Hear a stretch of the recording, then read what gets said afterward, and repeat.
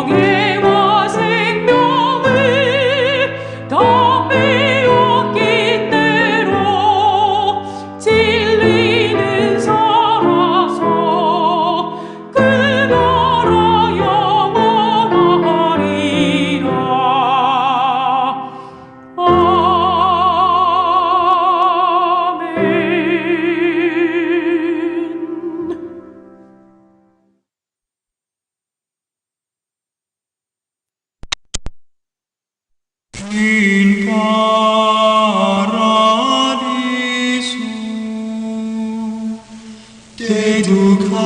dedicante angeli in tua adventus suscipiante materes et perducante in civitatem sanctam Hierusalem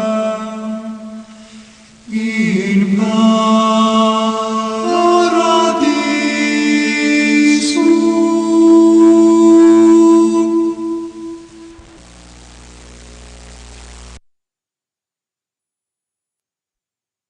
우리가 우리에게 죄 지은 자를 사하여 준 것 같이 우리 죄를 사하여 주시옵고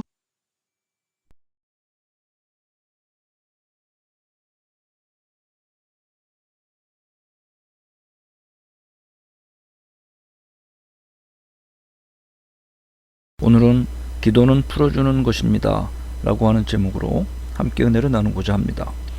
우리는 기도의 모범을 예수님의 말씀을 통해서 배우면서 하나님 앞에서 우리가 지은 죄에 대해서 살펴보고 또 다른 인간과의 관계에서 생겨나는 죄의 문제를 함께 다루어 보고자 합니다. 우리가 우리에게 죄 지은 자를 사하여 준 것 같이 우리 죄를 사하여 주시옵고 라고 하는 오늘 본문의 말씀은 이 구절을 읽는 것만으로도 어떤 사람들은 불안하다는 것을 깨달을 것입니다. 이처럼 아무도 죄의 문제에 대해서 이야기하는 것을 좋아하지 않습니다. 하지만 오늘은 이 문제에 대해서 닫아두지 말고 마음을 열어두시기를 바랍니다. 우리 액자에게 말씀하시는 하나님의 영의 목소리에 귀를 기울이시기를 바랍니다. 우리가 구원받았다는 것은 진리입니다. 우리는 하나님의 은혜로 하나님의 가족으로 입양되었습니다. 그러나 우리 모두는 죄에 대해 문제를 가지고 있습니다. 우리의 하늘아버지께서는 완벽하신 분이시지만 그분의 아이들인 우리들은 기능적인 장애를 가지고 있습니다. 바로 죄를 가지고 있으며 죄를 계속해서 지을 수밖에 없다는 연약함이 우리에게 존재하는 것입니다.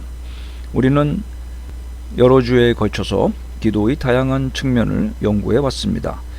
주님이 가르쳐 주신 기도에서 아버지를 호칭할 때 나의 아버지가 아니라 우리의 하늘아버지라고 이름을 부르며 기도하는 것에 대해서 배웠습니다. 그러므로 우리는 하나님의 가족의 일원으로서 가족관계의 맥락 안에서 주님께 기도하고 있는 것입니다. 우리는 아버지께 기도할 때 우리의 일용할 빵에 대해서 기도해야 된다고 지난주에 함께 나누었습니다. 그리고 심지어 우리의 죄를 다루는 본문의 구절에서도 하나님의 가족의 일원으로서 우리는 기도하는 것입니다. 이러한 맥락에서 살펴보면 기도는 우리가 살아가는 가운데 저지르는 죄의 문제를 다루는 것이고 기도는 죄를 풀어주는 기능이 있는 것임을 알 수 있습니다. 이것이 왜 중요합니까? 그것은 우리의 삶 속에서 우리는 수직적으로나 수평적으로나 우리가 가까운 사람들에게 죄를 지을 수밖에 없기 때문입니다. 특별히 수평적으로 우리는 하나님의 자녀로 부름받은 형제 자매들에게 많은 죄를 범하며 살아가고 있으며 사회적으로도 이웃과 가족과 친구들에게 적지 않은 죄를 범하며 살아가고 있습니다. 그러므로 첫째로 기도는 고백을 포함해야 합니다. 우리가 하나님께 고백할 때 하나님 앞에서 우리의 죄를 자백해야 합니다. 구원받은 많은 신자들이 여전히 죄를 지으며 슬퍼하고 고통스러워합니다. 요한복음 1장에 보면 예수님께서는 빛으로 세상에 오셨으며 세상에 그가 계셨으나 세상이 그를 알지 못하였다고 말씀하고 있습니다. 사도 바울은 로마서 7장에 율법이 원하는 선한 것은 행하지 않고 행할 마음은 있지만 자신에게 선을 행하는 것은 없다고 말씀합니다. 그리고 도리어 원치 아니하는 악을 행한다고 말씀합니다.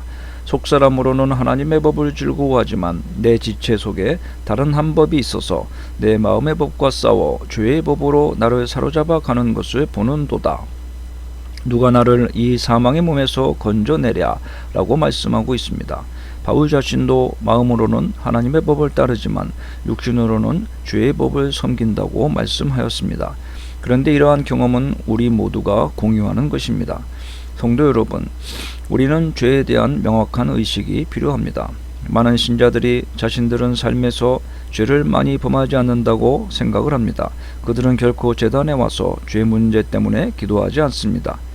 그리고 죄를 결코 고백하지도 않습니다. 또 자신의 잘못과 단점을 다른 신자들에게 말하거나 미안하다고 사과하지도 않습니다. 나는 당신을 아프게 했고 그것은 내가 잘못한 것입니다 라고 사과할 줄을 모릅니다. 이렇게 생각하는 것이 습관이 되어서 죄를 무감각하게 그냥 지나버리고 간과하는 것이 우리 삶의 일부가 되어버렸습니다. 많은 신자들이 이렇게 행동하는 것을 우리는 봅니다. 그들은 이렇게 행하면서 자신을 완벽하다고 생각하고 있는 것입니다. 그러나 사도 바울의 모습을 보십시오. 로마서 7장 24절에 오호라 나는 공고한 사람이로다. 이 사망의 몸에서 누가 나를 건져내랴 라고 탄식하고 있지 않습니까? 대부분의 신자들은 자신의 죄와 자신의 실패를 결코 심각하게 보려고 하지 않습니다. 그러나 우리는 우리의 인생에서 범하는 죄악과 죄로 인한 문제들을 다룰 때 제일 먼저 내 자신의 죄를 인정해야 할 것입니다. 성경은 죄를 빚, 즉 채무라고 하는 관점에서 생각을 합니다. 로마서 3장 23절에 모든 사람이 죄를 범하였음에 하나님의 영광에 이르지 못하더니 라고 말씀하고 있으며 누가복음 15장 21절에 탕자가 내가 하늘과 아버지께 죄를 지었사오니 라고 고백할 때 이것은 바로 관역을 놓친 것이라는 뜻입니다. 활을 쏘는 궁수가 관역에 훨씬 못 미치는 화살을 쏘는 것이 바로 죄라는 것입니다. 우리의 죄는 이처럼 하나님의 완전한 의로움의 기준의 관역을 완전히 빗나가서 놓쳐버린 상태를 의미하는 것입니다. 또한 성경은 종종 죄를 범법이나 침입으로 설명합니다. 이것은 미끄러지거나 넘어지는 것을 의미하며 불복종을 의미합니다. 물론 이것은 고의적인 것이 아니라 부주의로 인한 죄를 의미합니다. 에베소서 2장 2절에 너희는 그 가운데 행하여 이 세상 풍조를 따르고 공중 권세 잡은 자를 따랐으니 곧 지금 불순종의 아들들 가운데서 역사하는 영이라고 말씀하고 있으며, 골로새서 3장 13절에 누가 누구에게 불만이 있거든 서로 용납하여 피차 용서하되 주께서 너희를 용서하신 것 같이 너희도 그리하고 라고 말씀합니다. 즉 부주의로 인한 죄를 말하며 미끄러지거나 넘어지는 죄를 의미하는 것입니다. 또 야고보서 2장 9절에 만일 너희가 사람을 차별하여 대하면 죄를 짓는 것이니 율법이 너희를 범법자로 정죄하리라고 말씀하였습니다. 여기서는 죄를 범행으로 규정합니다. 이것은 횡단보도를 무시하고 건너듯이 의도적인 횡단을 의미합니다. 하나님이 그의 말씀 안에서 정하신 경계를 무단으로 횡단하며 이탈하는 것을 말합니다. 앞선 두 가지 경우보다 이 죄는 훨씬 더 의식적인 죄를 의미합니다. 또한 죄는 위반의 개념이 있습니다. 법이 없은족, 무법한이라는 의미로 하나님이 뭐라고 말씀하시든지에 관계없이 죄를 저지르는 것을 말하며, 이것은 직접적이고 공공연한 하나님에 대한 반항이며 필연적으로 그의 삶에 고난이 뒤따르게 됩니다. 마태복음 7장 23절에 내가 너희를 도무지하지 못하니 불법을 행하는 자들아 내게서 떠나가라 라고 하는 말씀의 죄가 바로 이것입니다. 본문인 마태복음 6장 12절에 보면 우리가 우리에게 죄 지은 자를 사하여 준 것 같이 우리 죄를 사하여 주시옵고 라고 말씀합니다. 여기서는 빚, 채무를 당하게 되는 것을 말합니다. 즉 빚을 갚아야 되는 의무를 받는 것을 의미합니다. 우리의 죄는 하나님과 우리 동족에게 진 빚과 같다고 말씀하고 있습니다. 오늘 본문으로 집중해서 보면 죄를 빚이라고 규정할 때 죄로 인해서 우리에게는 하나님에게 빚을 지고 있으며 죄를 범한 형제에게 빚을 지고 있는 상태가 되는 것입니다. 왜 이것이 빚이냐 하면 고린도전서 6장 19절에 너희 몸은 너희가 하나님께로부터 받은 바 너희 가운데 계신 성령의 존인 줄 알지 못하느냐. 너희는 너희 자신의 것이 아니라 값으로 산 것이 되었으니 그런즉 너희 몸으로 하나님께 영광을 돌리라고 하였습니다. 예수 그리스도께서 우리의 주님이 되셨을 때 우리를 구원하시기 위해서 십자가의 보혈로 우리를 완전히 사들이셨습니다. 그러므로 우리가 구원을 받아 주님의 생명을 소유하고 있는 것입니다. 그러므로 이제부터는 우리 몸을 사용하여 주님께 헌신할 때입니다. 우리가 주님의 재산을 사용했기 때문에 주님께 은혜를 입은 것입니다. 값으로 산 것이라는 것은 재산이 투자되었다는 의미이니 그 재산은 바로 예수님의 보혈입니다. 예수님 자신입니다. 그러므로 우리가 이러한 죄를 짊어지고 있음을 깨달을 때 할 수 있는 유일한 방법은 자신의 죄를 하나님께 고백하는 것입니다. 주님께서 우리를 치유하시고 정화하시는 과정이 우리 속에서 시작될 수 있도록 죄를 고백하여야 합니다. 의사에게 찾아가서 내가 이러한 불편함과 증세 때문에 당신을 찾아왔습니다 라고 문진을 하듯이 주님께 치유와 정결함을 얻기 위해서는 자신의 죄를 고백하는 것이 우선되어야 하는 것입니다. 우리가 주님 앞에서 깨끗해질 때까지 우리는 계속 죄를 고백하여야 합니다. 그러면 주님께서 우리를 깨끗하게 하실 것입니다. 또한 우리가 기도할 때에 우리가 우리에게 죄진 자의 빚을 용서하듯이 우리의 빚을 하나님께 용서해 주십시오 라고 기도해야 합니다. 우리가 우리의 힘으로는 갚을 수 없는 빚을 하나님께 지고 있다는 사실을 인식할 때에 우리에게 빚진 채무자들의 빚을 용서해 줄 수가 있는 것입니다. 이러한 마음이 수반되어야 합니다. 또한 기도는 외침을 수반합니다. 우리 인생에서 가장 큰 필요가 하나님께 죄를 용서받는 것이라면, 이처럼 죄가 자신에게 큰 문제라고 인식한다면 우리는 하나님께 용서해 달라고 외쳐야 합니다. 로마서 3장에 보면 오직 믿음의 법으로서만 의롭다 하심을 얻을 수 있다고 말씀하고 있습니다. 행위에 있지 않고 오직 믿음으로 된다고 말씀합니다. 또한 주 예수 그리스도의 이름과 우리 하나님의 성령 안에서 씻음과 거룩함과 의롭다 하심을 받았다고 고린도전서 6장에 말씀하고 있습니다. 이것은 우리의 변치 않는 위치를 정의해 주고 있습니다. 하나님께 관련되어서 우리는 하나님의 분명한 자녀입니다. 죄의 오점이 전혀 없는 의롭고 완전한 하나님의 자녀가 우리가 가지고 있는 법적 지위입니다. 이것은 영광스러운 진실이며 사실입니다. 그러나 우리는 사실적으로 매일 죄를 짓습니다. 그러나 죄의 영향을 받을 수 없는 하나님과 동행하며 하나님과 산책을 할 때에 또 하나님과 교제할 때에 죄로 인해서 그 교제가 손상될 수 있으며 하나님과 동행하는 그 산책이 지장을 받을 수가 있습니다. 최초의 에덴 동산에서 하나님과 함께 거닐던 아담을 생각해 보십시오. 하와와 범죄하였을 때 하나님과 길을 걷는 산책을 포기하고 동산근을 서늘한 데 들어가서 하나님의 낯을 피해 숨었습니다. 하나님과의 친밀한 교제에 지장을 받은 것입니다. 바로 죄악 때문이었습니다. 이사야서 59장 2절에도 오직 너희 죄악이 너희와 너희 하나님 사이를 갈라놓았고 너희 죄가 그의 얼굴을 가려서 너희에게서 듣지 않으시게 함이니라고 죄가 하나님과의 관계를 분리시키고 단절시키고 진교에 지장을 줄 수 있음을 말씀하고 있습니다. 그리고 고린도전서 9장 27절에 바울은 내가 내 몸을 쳐 복종하게 함은 내가 남에게 전파한 후에 자신이 도리어 버림을 당할까 두려워함이로다 라고 고백하며 범죄로 인하여서 하나님으로부터 단절될 것을 바울도 염려하고 있음을 보여주고 있습니다. 간단히 말해서 예수 그리스도를 통한 우리와 하나님과의 관계는 영원합니다. 왜냐하면 오직 하나님의 은총에 의지하고 있기 때문입니다. 그것은 내부나 외부의 어떤 곳에도 영향을 받을 수 없어서 완벽하고 그 영원한 관계는 결코 끊어질 수가 없는 것입니다. 요한복음 6장 37절에 아버지께서 내게 주시는 자는 다 내게로 올 것이요 내게 오는 자는 내가 결코 내쫓지 아니하리라고 말씀하였습니다. 또 요한복음 10장 28절에는 그들은 내 손에서 빼앗을 자가 없느니라고 말씀하십니다. 그러나 우리가 하나님과 맺은 교제는 본질적으로 일시적인 것이며 그에 대한 우리의 복종과 의지에 달려있는 것입니다. 하나님과의 관계는 영원하지만 하나님과 맺는 교제는 일시적이라는 것입니다. 그러므로 하나님과 함께 동행하며 걸어가는 인생이 되려면 죄를 멀리해야 하는 것입니다. 죄악에서 자신을 지키고 분리하여야 하는 것입니다. 우리는 하나님께 걸어가야 합니다. 요한복음 1장 7절에 그가 증언하러 왔으니 곧 빛에 대하여 증언하고 모든 사람이 자기로 말미암아 믿게 하려 함이라고 말씀하고 있습니다. 신앙생활은 주 예수 그리스도를 통하여 하나님 아버지께로 달려가는 것입니다.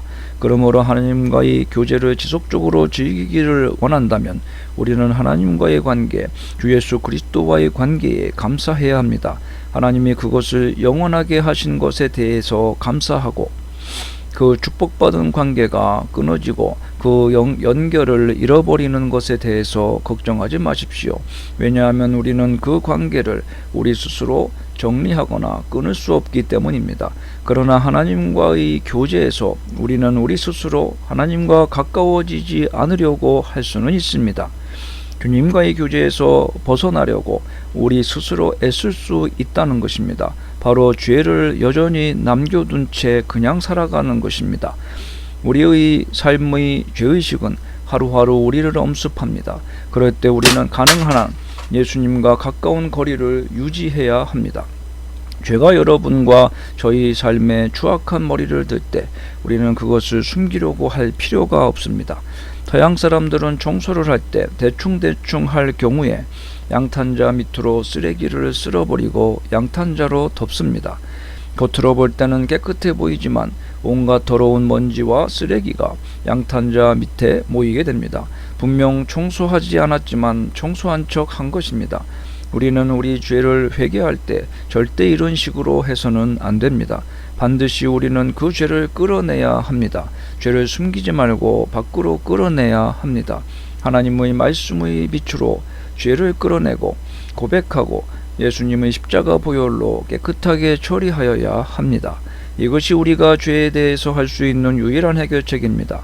그러면 우리의 죄가 용서받고 하나님과의 교제가 회복되어질 것입니다. 물론 하나님께서 죄악을 다루시는 방법은 분명히 아프고 고통스럽습니다. 그러나 그 결과는 매우 생산적입니다. 시편 51편의 다윗은 자신의 죄를 지워달라고 말씀하며 죄악을 말갛게 씻기시고 나의 죄를 깨끗이 제하소서라고 말하며 주께서는 중심이 진실함을 원하시오니 내가 지혜를 은밀히 가르치리라고 자신의 은밀한 부분에 있는 죄까지 하나님 앞에 고백하고 깨끗하게 사함받기를 간절히 원하였습니다. 그 과정이 매우 아프고 고통스러운 영적 노동을 수반하였지만 다윗은 죄악을 숨기지 않고 고백하는 것에 있어서 매우 적극적이었습니다.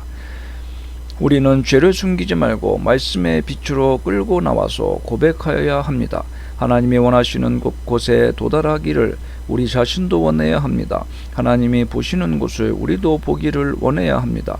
그러므로 죄악의 문제를 다룰 때도 하나님이 원하시는 방법대로 우리는 나아가야 할 것입니다. 예수님께서 요한복음 13장에 제자들이 발을 씻기실 때에 베드로는 내 발을 절대로 씻기지 못하리이다 라고 말하자 예수님께서는 내가 너를 씻겨주지 아니하면 네가 나와 상관이 없느니라고 하였더니 베드로는 그러면 발뿐 아니라 손과 머리도 씻어 주옵소서라고 말합니다. 그러자 예수님께서 이미 목욕한 자는 발밖에 씻을 필요가 없느니라 온몸이 깨끗하니라 라고 말씀하셨습니다. 주님과의 관계를 가진다는 것, 즉 주님과 밀접한 관계에 들어간다는 것은 바로 죄악을 깨끗하게 회개하고 씻음받는 것을 의미하는 것입니다. 주님은 제자들을 이렇게 섬기셨으며 죄자들은 죄씻음을 얻는 주님의 사랑의 은혜를 받아들이는 것을 제일 중요한 일로 추구하여야 할 것입니다. 왜냐하면 기꺼이 주님께서 그것을 기뻐하시기 때문입니다. 하나님 아버지께서는 잔인한 독재자나 무서운 괴물 같은 아버지가 아니십니다. 그분은 사랑스럽고 부드럽고 은혜로운 하나님이시며 하나님의 자비는 영원토록 무한하시며 오래도록 참으십니다. 하나님은 그 자신의 아이가 하나님께 와서 죄를 고백할 때에 또 자신의 실패와 부족함을 아뢰할 때에 그의 말을 다정하게 들어주시는 아버지이시며 또 위로해 주시고 용서해 주시는 아버지이십니다. 그러므로 죄를 고백하고 하나님께서 하나님의 방식으로 처리하시며 친밀한 교제로 회복시키실 것을 이 시간 믿으시기 바랍니다. 오늘 본문의 간단한 기도문을 통하여 우리는 주님 앞에서 우리의 죄의 문제를 고백할 수 있습니다. 또 다음에 우리는 우리에게 죄 지은 자를 용서하는 목소리를 내어야 합니다. 그것이 주님의 방식이기 때문입니다. 하나님께서 저에게 용서를 베풀어 달라는 기도를 할 때에 우리는 다른 사람들에게 용서를 베풀어 주어야 합니다. 내가 가족의 다른 신자들과 교제를 유지하기를 거부할 때 하나님은 아버지로서의 하나님과의 관계에도 영향을 미치게 됩니다. 우리는 형제와 화목하지 못하고 죄로 인해 불화하게 될 때에 죄책감을 가지고 하나님 앞에 나아갈 수밖에 없으며 이전과 같은 수준의 하나님과의 친밀한 교제에 영향을 받을 수밖에 없는 것은 당연한 것입니다. 그러므로 우리가 죄의 용서를 외칠 때 주님이 나를 빨리 용서해 주시기를 기대한다면 우리도 나에게 잘못을 저지른 사람을 빨리 용서해야만 하는 것입니다. 자기 자신에 대해서는 우리는 매우 관대하고 너그럽습니다. 그러므로 우리에게 죄 지은 자들을 나에 대하는 만큼 용서해 주어야 합니다. 내가 하나님께 용서를 받았다면 우리도 나에게 잘못한 형제들을 그만큼 용서해 주어야 할 것입니다. 내가 내 형제들을 용서하기를 거부한다면 나는 주님께서 나를 용서하실 것이라고 기대해서는 안 된다는 이야기입니다. 주님 앞에서의 나의 용서는 내가 형제를 용서하는 그 용서에 그만큼 달려있음을 분명히 깨달아야 될 것입니다. 그러므로 우리가 이 시간 다른 사람들을 용서할 용의가 있느냐 없느냐가 굉장히 중요한 부분이라는 것입니다. 마태복음 6장 14절에서 15절에 너희가 사람의 잘못을 용서하면 너희 하늘아버지께서도 너희 잘못을 용서하시려니와 너희가 사람의 잘못을 용서하지 아니하면 너희 아버지께서도 너희 잘못을 용서하지 아니하시리라고 분명히 말씀하고 있습니다. 그러므로 우리가 다른 사람들에게 잘못되고 불쾌해지고 상처를 받게 되었을 때 우리는 그 상처를 짊어지고 있지 말고 주님 앞에 맡기고 용서해야 할 것입니다. 로마서 12장 19절에 내 사랑하는 자들아 내가 너희가 친히 원수를 갚지 말고 하나님의 진노하심에 맡기라. 기록되었으되 원수 갚는 것이 내게 있으니 내가 갚으리라고 주님께서 말씀하시니라고 하였습니다. 우리는 그들을 용서하고 그들의 죄를 풀어주어야 합니다. 누가복음 17장에 실족하는 것이 없을 수는 없으나 그렇게 하는 자에게는 화로다 라고 말씀하시며 작은 자에게 실족을 하게 만들어도 연자맷돌이 그 목에 매어 바다에 던져지는 것이 나으리라고 말씀하십니다. 그러므로 너희는 스스로 조심하라. 만일 내 형제가 죄를 범하거든 경고하고 회개하거든 용서하라고 말씀합니다. 또 골로새서 3장에는 누가 누구에게 불만이 있거든 서로 용납하여 피차 용서하되 주께서 너희를 용서하신 것 같이 너희도 그리하라고 말씀하며 고린도전서 13장에는 사랑은 오래 참고 사랑은 온유하며 무례히 행하지 아니하며 모든 것을 참으며 모든 것을 견디는 것이라고 말씀하고 있습니다. 자, 그러면 이러한 성경 말씀을 통해서 우리는 실제로 우리가 형제들과의 관계에서 어떻게 대처해야 할지를 생각해 봅시다. 여러분이 누군가에게 잘못을 저질렀을 때 그리고 그것을 깨닫게 되었을 때 우리는 그들에게 찾아가서 우리의 잘못을 고백하고 용서를 구해야 합니다. 마태복음 5장에 보면 예물을 제단에 드리려다가 거기서 내 형제에게 원망 들을 만한 것이 일이 있는 것을 생각나거든 예물을 제단 앞에 두고 먼저 가서 형제와 화목하고 그 후에 와서 예물을 드리라고 말씀하였습니다. 우리가 남에게 불쾌하게 행했을 때 다른 사람을 불쾌하게 했다는 사실이 깨달아질 때 우리는 그에게 찾아가서 죄송합니다 라고 말해야 합니다. 이것을 하지 못하기 때문에 믿음이 자라지 못하는 사람들이 많습니다. 하나님의 가족과의 교제가 원만해야 하늘에 계신 아버지께로 가는 길이 형통하게 열리고 하나님과의 관계도 더욱 친밀한 관계가 되기 때문입니다. 또한 반대로 남에게 불쾌한 일을 당해서 상처받고 기분이 상했을 때 그 순간의 고통이 여러분의 마음속에 납처럼 가라앉아 상주하게 됩니다. 여러분의 마음과 영혼 안에 무거운 무게로 그 불쾌감과 고통이 짓누르게 될 것입니다. 여러분은 그것이 시간이 지나면 사라지고 극복하게 될 것이라고 기대하지 말아야 합니다. 자신이 스스로 그것을 싸매고 자신의 의지로 다른 사람을 용서하고 시간이 지나면 자연적으로 치유되기만을 기다리고 있어서도 안 됩니다. 그러면 어떻게 해야 합니까? 그들에게 가서 당신이 왜 다쳤는지를 말해야 된다는 것입니다. 마태복음 18장 15절에 내 형제가 죄를 범하거든 가서 너와 그 사람과만 상대하여 권고하라. 만일 들으면 내가 내 형제를 얻은 것이요 라고 말씀합니다. 많은 그리스도인들이 내가 당신의 이러한 행동과 말 때문에 몹시 불쾌하고 상처를 받았으며 마음이 괴롭다 라고 말하기를 두려워하며 주저합니다. 그리고 입을 닫고 절대로 표현하지 않으며 혼자 삭히려고 합니다. 그러나 그것은 여러분의 영혼의 상태와 신앙생활에 또 하나님과의 관계에 있어서 매우 좋지 않으며 시간이 지날수록 후유증이 남게 될 것입니다.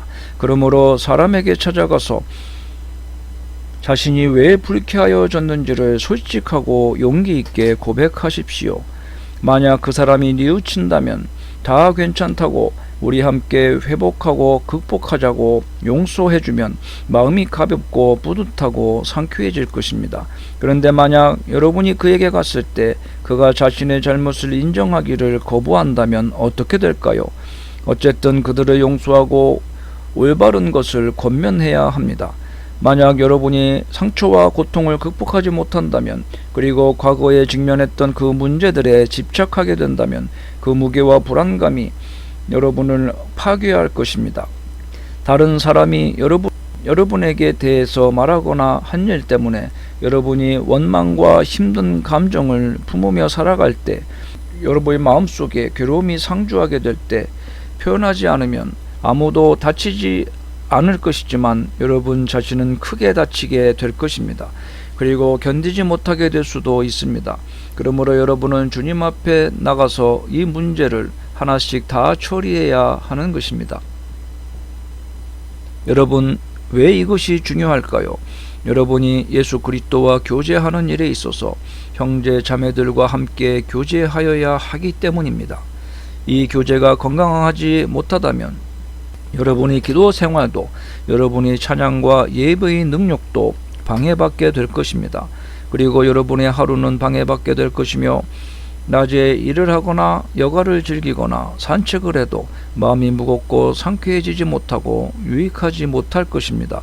그러므로 여러분은 이러한 죄의 문제가 자신의 삶에 영구적인 타격을 주기 전에 하루빨리 처리하고 청산하고 극복해야만 하는 것입니다. 우리는 솔직하게 고백해야 합니다. 저는 결코 예수님과 같지 않습니다. 저는 저를 불쾌하게 한 사람들을 도저히 용서할 수 없습니다. 그러나 주님, 제가 주님과 비슷하게 될 수 있도록 도와주시옵소서.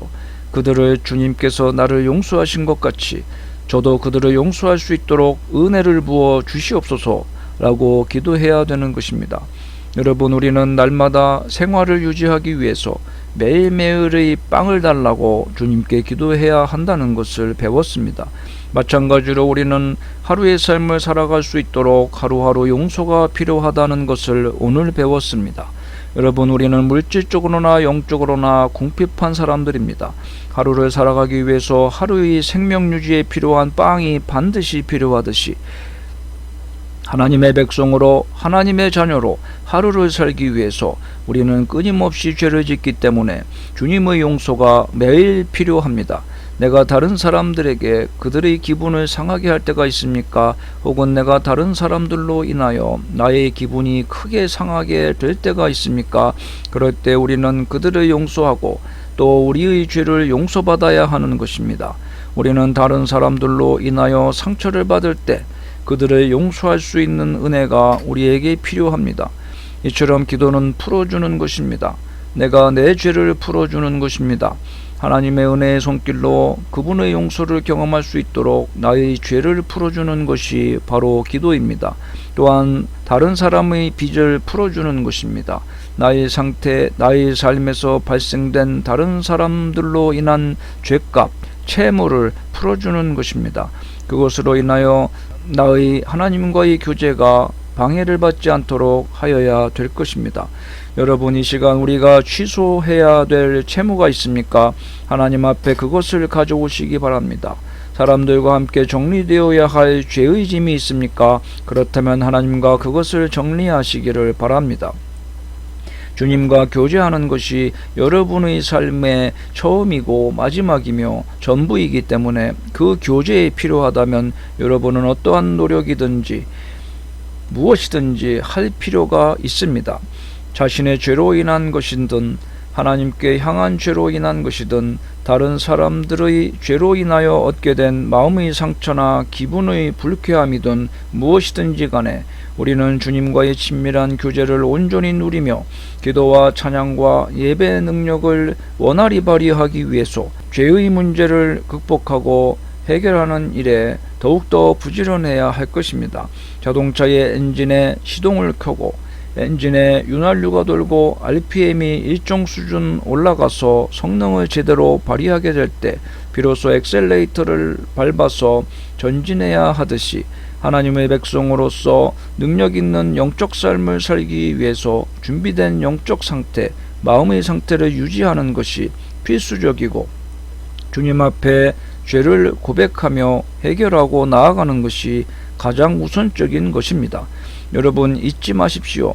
채무가 있는 상태에서 결코 저축이나 필요한 일에 투자할 수가 없습니다. 먼저 부채를 처리해야 하듯이 죄의 문제를 가지고서 여러분의 기도와 예배와 찬양과 사역에 하나님께 영광을 돌리고 하나님 나라에 유익을 끼칠 수 있는 플러스 인생을 살 수가 없으므로 우리는 죄의 문제를 매일매일의 용서를 구하며 주님의 은혜로 극복하여 나아가는 슬기로운 영적 삶이 되어야 하겠습니다. 기도합시다. 하나님 아버지, 우리가 매일매일의 삶에 필요한 빵을 주님을 의지하여 하나님께 구하듯 이 시간 아버지의 사랑을 의지하며 주님의 보혈의 능력을 믿고서 하나님 앞에 죄의 문제를 가지고 나아갑니다.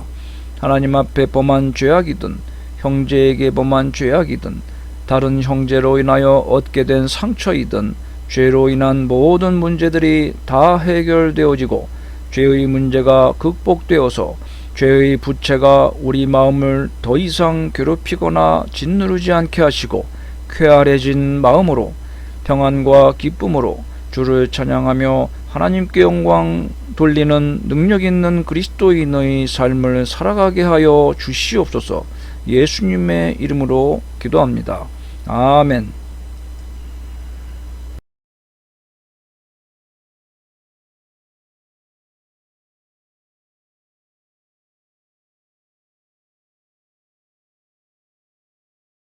(251장) 놀랍다 주님의 큰 은혜.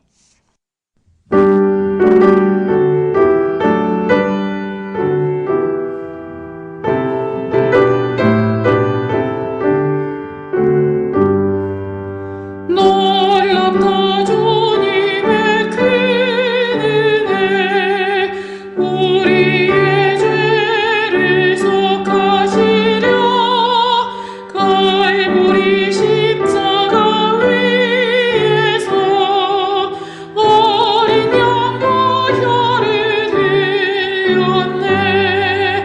주의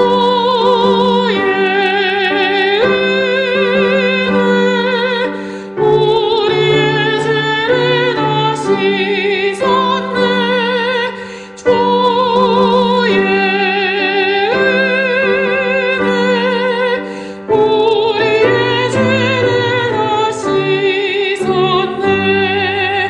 죄악은 성난파도같이 우리 영혼을 위협하나 헤아릴 수 없는 주 은혜, 십자가에서 보이셨네. 주의 은혜, 우리의 죄를 다 씻었네. 주의 은혜, 우리의 죄를 다 씻었네.